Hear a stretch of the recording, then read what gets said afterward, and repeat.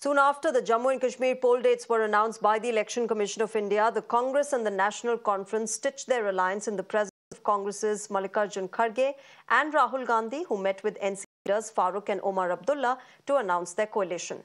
But in just a few days after the formal announcement of this alliance, an internal rift between the partners has started surfacing. While Omar Abdullah claims that they have finalized candidates on most of the seats, the NC leaders have threatened to file independent candidature if their seats fall in Congress's kitty. Congress leader Salman Khurshid is expected to visit the valley and hold a key meeting with the NC leaders to resolve the dispute over these certain seats. जब इसको 12 साल मिले, इसने गरीबों को, मस्कीनों को, यतीमों को लूटा। जब इसको तंजीम की जिम्मेदारी मिली, जब इसको पीसीसी का चीफ बनाया गया, तो इसने वहां भी लूट खसूट की और 2 साल के अंदर ही इसको निकाल बाहर कर दिया गया। इसको पीसीसी की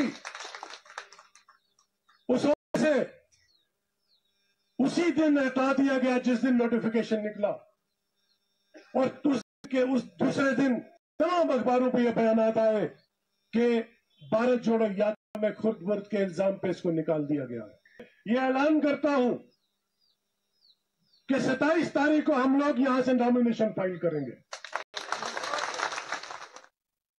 Meanwhile, the BJP has termed this new tie-up as an unholy alliance between the Congress and the NC, devoid of any ideology for Jammu and Kashmir. They also said that they've come together for their personal interest to save their political fortune in Jammu and Kashmir.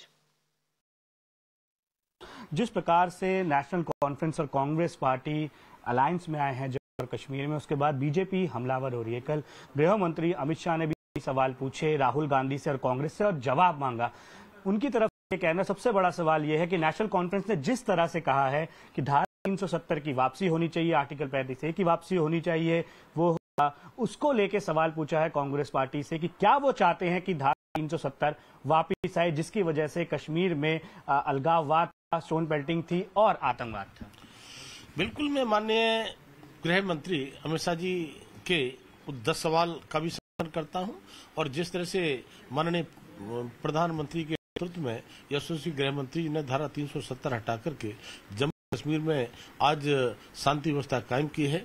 आज जिस तरह से विकास के रास्ते पर जम्मू कश्मीर आगे बढ़ा है और लोकतांत्रिक तरीके से, अभी आपने देखा लोकसभा के चुनाव में मतदान में बढ़ के भाग लिया है, और आज चुनाव कराने की अगर स्थिति पैदा हुई है तो उसमें बहुत बड़ा रोल माननीय अमित शाह जी का है। और मैं कह सकता हूं इनकी विचारधारा मेल नहीं खाती है, इसके बावजूद भी ये केवल अपने निजी स्वार्थों के कारण से इस तरह का गठबंधन, बेमेल गठबंधन कर रहे हैं। तो राहुल गांधी को जवाब देना चाहिए, क्या नेशनल कॉन्फ्रेंस के जो नेता बात करते हैं या पूर्व में उन्होंने बातें कही हैं उनका समर्थन करते हैं, ये बात उनको चाहिए। बिल्कुल, जम्मू कश्मीर का आस्था का विषय, आइडेंटिटी का विषय है, जम्मू कश्मीर का भविष्य का विषय। बिल्कुल, तो नेशनल कॉन्फ्रेंस जो मैनिफेस्टो लाए, इस विषय पर चर्चा होना चाहिए, होगा। मेरा पूरा विश्वास है इसको जवाब देना पड़ेगा कांग्रेस पार्टी को। जम्मू कश्मीर जनता छोड़ेंगे नहीं। The Congress, meanwhile, has assured that keeping the interest of Jammu and Kashmir, both the Congress and the NC will deliberate upon a common minimum program to counter the narrative against their alliance. BJP has forgotten when they entered into an alliance with the PDP. I think they forgot to read the manifesto of the PDP of the last election. The PDP in its manifesto in last election clearly mentioned that there should be dual currency. Pakistan and India, both currency should be applicable for Kashmir. The PDP mentioned something called the self-rule, which is trans-border.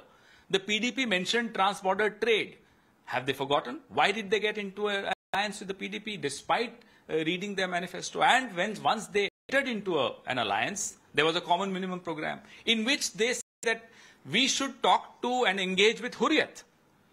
Now, Mr. Amit Shah, you were one of the authors of that common minimum program. Do you agree with yourself, or have you forgotten?